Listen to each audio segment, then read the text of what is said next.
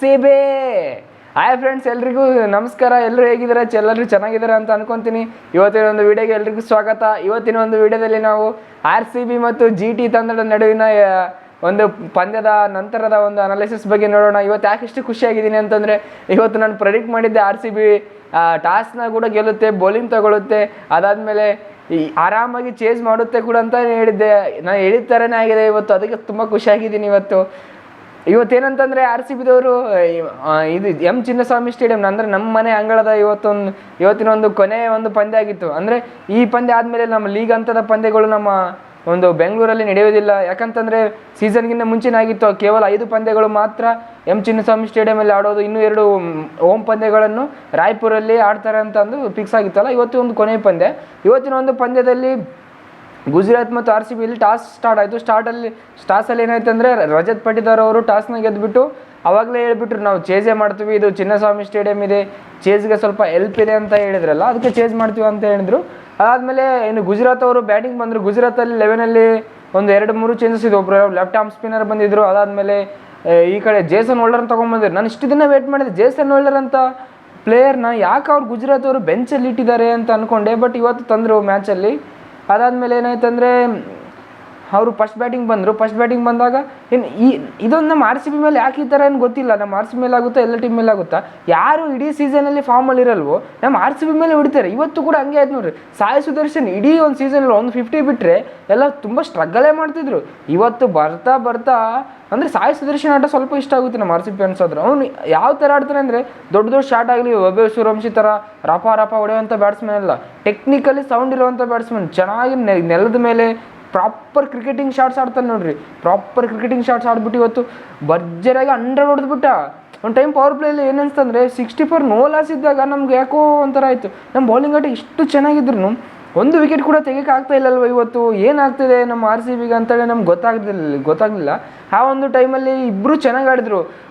ಇಬ್ಬರು 100+ ಪಾರ್ಟ್ನರ್ಶಿಪ್ ಆಡಿದ್ರು. ಈ ಕಡೆ ಸುದರ್ಶನ್ ಭರ್ಜರಿಯಾಗಿ 100 ಹೊಡೆದ್ಬಿಟ್ಟ. ವಿಕೆಟ್ ಬೀಳ್ತಾ ಇಲ್ಲ ಅಂತ ಅಂದಾಗ ಇನ್ನೇನು ಸುರೇಶ್ ಶರ್ಮಾ ಅವರು ಬಂದ್ಬಿಟ್ಟು ಚೆನ್ನಾಗಿ ಇರೋ ಒಂದು ವಿಕೆಟ್ನ ತಕ್ಕೊಂಡ್ರು. ಈವನ್ ಫಸ್ಟ್ ಕೃಣಾಲ್ ಪಾಂಡ್ಯ ಅವರೇನು ವಿಕೆಟ್ ತಕ್ಕೊಟ್ರು. ಅದಾದಮೇಲೆ ಸುರೇಶ್ ಶರ್ಮಾ ಅವರು ಒಂದು ಕೂಡ ವಿಕೆಟ್ ತಕ್ಕೊಟ್ರು.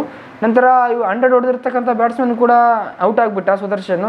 ಅದಾದಮೇಲೆ ಸ್ವಲ್ಪ ಅವರ ರನ್ ಗತಿ ಕಡಿಮೆ ಆಯಿತು. ಜೋಸ್ ಬಟ್ಲರ್ ಏನು ಚೆನ್ನಾಗಿ ಹೊಡೆದ್ರು. ಬಟ್ ಅದಾದಮೇಲೆ ನಮ್ಮ 3 ಬೌಲರ್ಸು ಡೆತ್ ಓವರಲ್ಲಿ ಯಾವ ಥರ ಕಟ್ ಹಾಕಿದ್ರಂದರೆ, 3 ಓವರ್ ವಿತೌಟ್ ಬೌಂಡ್ರಿ ಡೆತ್ ಓವರಲ್ಲಿ. ಈವನ್ ಶಾಕ್ ಆಗ್ತಾಯಿದ್ದೀನಿ ನಾನು, ಯಾವ ಥರ ಅಂದರೆ ಗುಜರಾತ್ ನನಗೆ ಒಂದೊಂದು ಸಮ್ ಟೈಮಲ್ಲಿ ಏನನ್ಸ್ತಂದರೆ, ಅವರು ಟಾಪ್ 3 ಬ್ಯಾಟ್ಸ್ಮನ್ನ ಬೇಗ ಔಟ್ ಮಾಡಿದರೆ ಅವ್ರು ಮಿಡ್ಲ್ ಆರ್ಡ್ರಲ್ಲಿ ಏನಿಲ್ಲ. ಪಾಪ ಅವ್ರ ಟೀಮ್ ಹೆಂಗೆ ಪಿಕ್ ಮಾಡಿದಾರೋ, ಯಾರ ಮೇಲೆ ಡಿಪೆಂಡ್ ಆಗಿದ್ರು ನನಗಂತೂ ಗೊತ್ತಾಗ್ತಿಲ್ಲ. ಯಾಕಂದರೆ ಗುಜರಾತ್ದು ಯಾವುದು ಮಿಡ್ಲ್ ಆರ್ಡ್ರ್ ಏನೇನಿಲ್ಲ. ನಂಬರ್ 4ಅಲ್ಲಿ ವಾಷಿಂಗ್ಟನ್ ಸುಂದರ್ ಬರ್ತಾನೆ ತಿಳ್ಕೊರಿ. ವಾಷಿಂಗ್ಟನ್ ಸುಂದರ್ ಬೌಲರು, ಅವ್ರನ್ನ ಬ್ಯಾಟ್ಸ್ಮನ್ನಾಗಿ ಯೂಸ್ ಮಾಡ್ತಾ ಇದ್ದಾರೆ. ನಮ್ಮ RCBಲಿ ವಾಷಿಂಗ್ಟನ್ ಸುಂದರ್ ಆಡ್ತಾ ಇದ್ರಲ್ಲ, ನಿಮ್ಗೆ ನೆನಪಿರ್ಬೋದು, 20 RCBಯಲ್ಲೇ ಇದ್ದ. ಅವಾಗ ಬೌಲರ್ ಅಂತ ಯೂಸ್ ಮಾಡ್ತಾರೆ. ಇವರು ನಂಬರ್ 4 ಬ್ಯಾಟರಲ್ಲಿ ಅವ್ರನ್ನ ಇಟ್ಟಿದ್ದಾರೆ. ಅಂದರೆ ಅವ್ರ ಬ್ಯಾಟಿಂಗ್ ಲೈನಪ್ ಯಾವ ಥರ ಇದೆ ನೋಡಿ. ಆ ವಾಷಿಂಗ್ಟನ್ ಸುಂದರ್ ಮತ್ತು ಅದಾದಮೇಲೆ ಆಲ್ರೌಂಡರ್ ಜೇಸನ್ ಹೋಲ್ಡರ್ ಬರ್ತಾರೆ. ಅದಾದಮೇಲೆ ರಾಹುಲ್ ತೆವಾಟಿಯಾ, ಶಾರುಖ್ ಖಾನ್ ಅಂತಂದ್ರು ಬ್ಯಾಟ್ಸ್ಮನ್ನು, ಬೌಲರ್, ಆಲ್ರೌಂಡರ್ ಏನು ಗೊತ್ತಾಗ್ತಿಲ್ಲ ಯಾವ ಟೀಮ್ ಇಟ್ಕೊಂಡಿರೋ. ಅದಾದ್ಮೇಲೆ ರಶೀದ್ ಖಾನ್.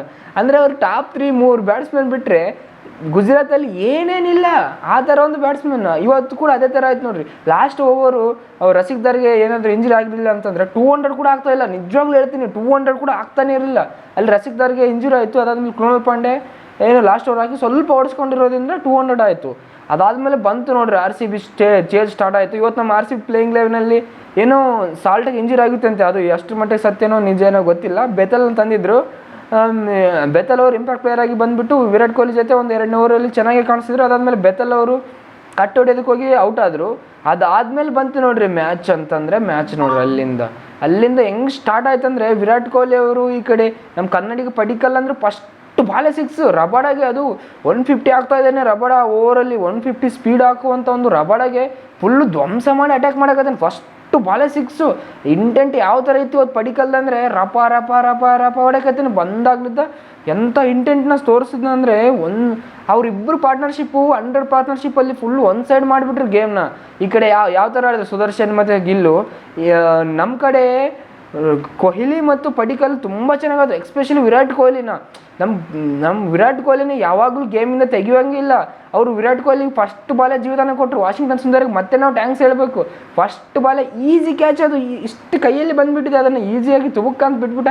ನಮ್ಗೆ ಅದೇ ಒಳ್ಳೇದಾಯಿತು. ಆ ಫಸ್ಟ್ ಕ್ಯಾಚ್ ಏನಾದರೂ ಹಿಡಿದಿದ್ರೆ ಮ್ಯಾಚ್ ಏನಾಗ್ತಿತ್ತೋ ಏನೋ ಗೊತ್ತಿಲ್ಲ. ಬಟ್ ವಿರಾಟ್ ಕೊಹ್ಲಿಗೆ ಆ ಜೀವದಾನ ಸಿಕ್ಕಿದ ಆದಮೇಲೆ ಯಾವ ಥರ ಹೊಡೆದಂತಂದರೆ ಪ್ರತಿಯೊಂದು ಬಾಲ್ನು ಮಿಡ್ಲ್ ಆಫ್ ದ ಬ್ಯಾಟಲ್ಲಿ ಆಡ್ತಾ ಇದ್ದಾನೆ, ಖುಷಿ ಪಟ್ಟು ಆಡ್ತಾ ಇದ್ದಾನೆ. ಈ ಏಜಲ್ಲಿ ವಿರಾಟ್ ಕೊಹ್ಲಿ ಅವರು ಅಂತ ಒಂದು ಏಜಲ್ಲಿ ಏನಂತಂದರೆ, ವಿರಾಟ್ ಕೊಹ್ಲಿ ಯಾವ ಥರ ಜನ್ರೇಷನ್ ಪ್ಲೇಯರ್ ಅಂದರೆ ಆಲ್ ಜನ್ರೇಷನ್ ಪ್ಲೇಯರ್. ಎಲ್ಲರೂ ವಿರಾಟ್ ಕೊಹ್ಲಿಗೆ ಕಂಪೇರ್ ಮಾಡ್ತಾರೆ ಇವ್ರನ್ನೆಲ್ಲ.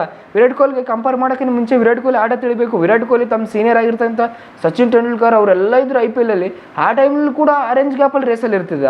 ಅದಾದಮೇಲೆ ತಮ್ಮ ಏಜಲ್ಲಿ ಆಗಿರ್ತಕ್ಕಂಥ ಇದು ಶಿಖರ್ ಧವನ್, ಸುರೇಶ್ ರೈನಾ ಮತ್ತು ಗೇಲ್ ಅಂತ ಇರೋವಂಥ ಒಂದು ಟೈಮಲ್ಲೂ ಕೂಡ ಆರೆಂಜ್ ಗ್ಯಾಪಲ್ಲಿ ರೇಸಲ್ಲಿದ್ದ. ಅದಾದಮೇಲೆ ಅವ್ರ ಜೂನಿಯರ್ ಶ್ರೇಯಸ್ ಅಯ್ಯರ್ ಆಗಿರ್ಬೋದು, ಮತ್ತು ಇದು KL ರಾಹುಲ್ ಎಲ್ಲರೂ ಬಂದರೂ ಕೂಡ ರೇಸಲ್ಲಿದ್ದ. ಅದಾದಮೇಲೆ ಈಗಿನ ಜನ್ರೇಷನ್ನು, ಈಗಿನ ವೈಭವ್ ಸೂರ್ಯವಂಶ, ಇಶಾನ್ ಕಿಶನ್ ಅಂತ ದೊಡ್ಡ ದೊಡ್ಡ ಪ್ಲೇಯರ್ ಬಂದರೂ ಕೂಡ ಆರ್ ಸಿ ಬಿ ಪರವಾಗಿ ಇವತ್ತು ವಿರಾಟ್ ಕೊಹ್ಲಿ ಆರೆಂಜ್ ಕ್ಯಾಪಲ್ಲಿ ಇದ್ದಾರೆ ಅಂದರೆ ತಿಳ್ಕೊಂಬಿಡಿ ಅವರು ಯಾವ ಥರ ಯಾವ ಜನ್ರೇಷನ್ ಪ್ಲೇಯರ್ ಅಂತ. ಎಲ್ಲ ಜನ್ರೇಷನಲ್ಲೂ ಪರ್ಫಾರ್ಮ್ ಮಾಡುವಂಥ ಪ್ಲೇಯರ್. ಅದಕ್ಕೆ ಸುಮ್ಮನೆ ಕಿಂಗ್ ಅಂತ ಕೊಡಲ್ಲ. IPL ಅಲ್ಲಿ ಸುಮ್ಮನೆ ಎಲ್ಲ ರೆಕಾರ್ಡ್ಗಳು ಬರಲ್ಲ. ಕಿಂಗ್ ಅಂತ ಬಂದಿರೋದಕ್ಕೆ ಅದೇ ರೀಸನ್ ಅವ್ರದ್ದು. ಚೇಸಲ್ಲಿ ಯಾವ ಥರ ಕಂಟ್ರೋಲ್ ಮಾಡಬೇಕು, ಯಾವ ಥರ ಆಡಬೇಕಂತ ಅವ್ರಿಗೆ ಗೊತ್ತಿದೆ. ಬಡ ಬಂದು ಫುಲ್ಲು ಧ್ವಂಸ ಮಾಡಿವಿ. ಕೊನೆಯಲ್ಲಿ ಔಟ್ ಆದಾಗ 80 ಔಟ್ ಆದಾಗ ಫ್ರಸ್ಟ್ರೇಷನ್ ನೋಡ್ಬೋದು. ಅದು ಆ ಬಾಲ್ ಔಟ್ ಆಗೋದು ಇರಲಿಲ್ಲ, ಸ್ವಲ್ಪ ಇನ್ಸೈಡ್ ಮಾಡಿ ಔಟ್ ಆದಾಗ ಸ್ವಲ್ಪ ಫ್ರಸ್ಟ್ರೇಷನ್ ಮಾಡಿ ಹೋದರು. ಅದಾದಮೇಲೆ ಪಡಿಕಲ್ ಅವರು ಕೂಡ ಚೆನ್ನಾಗಿ ಆಡಿ 50ನ ಹೊಡೆದ್ಬಿಟ್ಟು ಬೇಗ 20 ಬಾಲಲ್ಲೇ 50 ಹೊಡೆದು. ರಶೀದ್ ಖಾನ್ ಅವರು ಒಳ್ಳೆ ಬಾಲ್, ಅದು ಎಲ್ಲರೂ ಮೆಚ್ಚಲೇಬೇಕು. ಆ ಒಂದು ಒಳ್ಳೆ ಬಾಲ್ಗೆ ಔಟ್ ಆದರು. ಅದಾದಮೇಲೆ ಅವ್ರು ಔಟ್ ಆದಮೇಲೆ ಏನಾಯ್ತು ಅಂತಂದರೆ, ಇವರು ಬಂದರು, ನಮ್ಮ ಒಂದು ಕ್ಯಾಪ್ಟನ್ ರಾಪ ಬಂದಾಗ ಸ್ಪಿನ್ನರ್ ಇದ್ದರು.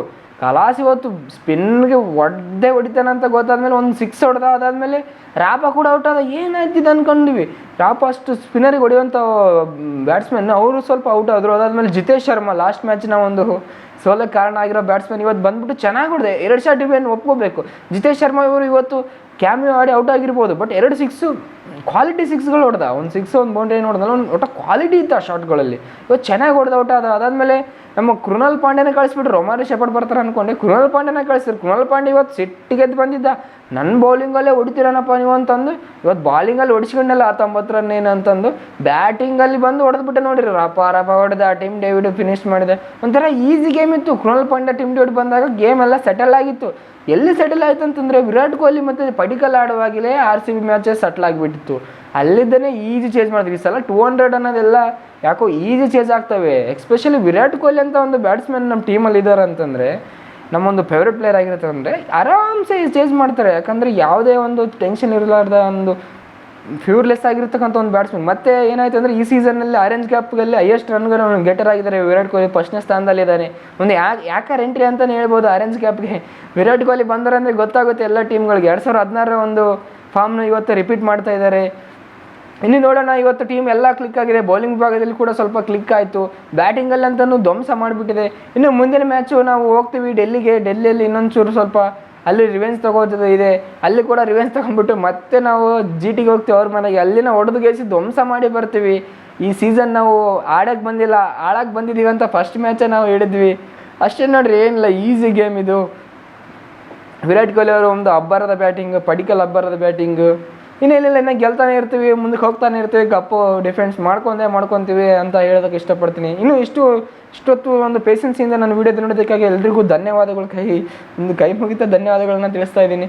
ಎಲ್ಲರೂ ಸಪೋರ್ಟ್ ಮಾಡಿ. ದಿನ ವೀಡಿಯೋಗಳು ಹಾಕೋದಕ್ಕೆ ಟ್ರೈ ಮಾಡ್ತೀನಿ. ಎಲ್ಲರೂ ನಿಮ್ಮ ಸ್ನೇಹಿತರಿಗೆ ಶೇರ್ ಮಾಡಿ. ಅದಾದಮೇಲೆ ನಾನು ಮಾತಾಡೋದ್ರಲ್ಲಿ ಏನಾದರೂ ತಪ್ಪು ಇದ್ದರೆ ಎಲ್ಲರೂ ಕಮೆಂಟ್ ಮಾಡಿ, ಸಪೋರ್ಟ್ ಮಾಡಿ, ಶೇರ್ ಮಾಡಿ. ಥ್ಯಾಂಕ್ ಯು, ಧನ್ಯವಾದಗಳು.